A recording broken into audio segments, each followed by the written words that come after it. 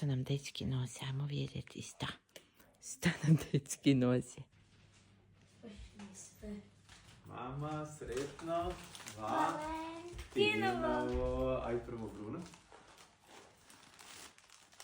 Wow. Sad ja. Hvala. Wow.